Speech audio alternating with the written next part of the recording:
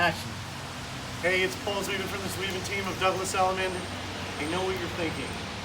What is the dude wearing orange sneakers and old man socks? Well, first of all, they're not old man socks. Hey, Chuck. Second of all, I went to the gym and then I took a shower at the gym. I know that's too much information. And I'm about to get on my suit, go on a listing presentation, have 5 beautiful one-on-one appointments at some of our listings, and then come home and play with the kids and celebrate Cinco de Mayo. So this is what I wanted to talk about today is maximum security. What is maximum security? So yesterday, if you are a fan of the greatest 2-minute sporting event ever, you watched the Kentucky Derby.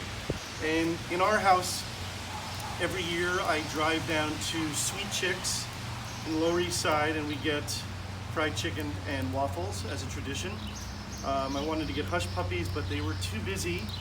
Who's ever too busy to do more business to make them, but it is what it is. Anyway, the fried chicken was amazing. So these are the exciting things about the race.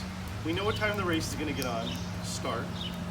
Everyone in our house has a hat on. The ladies have gorgeous homemade hats for the Derby.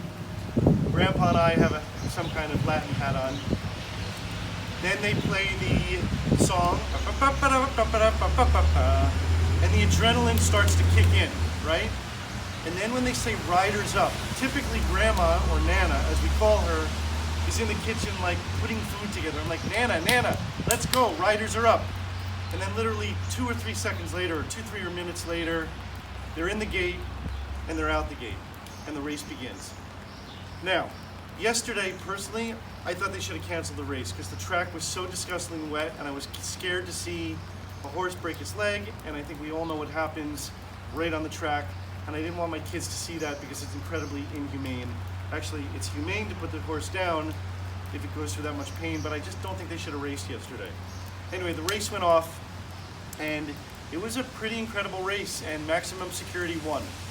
I bet $40, win, place, and show, so it was a $120 bet, and I thought I made about, I think it was paying 6 to 1 or 4 to 1, so I made somewhere between $800 and $1,200 bucks, and I was like, wow, that was great.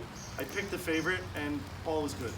And then all of a sudden, they contested the race, and the judges looked at the race, and they were like, wow, Maximum Security went out of his lane. And the horse and the rider and everyone that trained that horse and the rider were disqualified. So my bet went out the window, and the people who voted or bet on Country House at 65 or 64 to 1 won, which is unbelievable.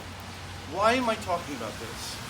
Well, there's a correlation between what happened with Maximum Security.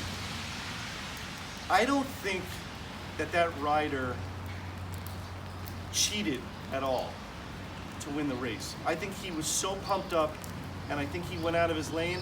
I don't think he went out of his lane on purpose. I think he's a good sportsman, and I think it's heartbreaking of what happened, but congratulations to Country Ride or Country House or whatever it was, or whatever the horse is, and the rider, and their whole staff. But when it comes to a real estate deal, no matter what, it's not over until the finish line happens. And until that finish line, until you cross the finish line, until no one contests the deal, it's not a deal. Have a great Sunday, everybody. Happy Cinco de Mayo. Talk soon.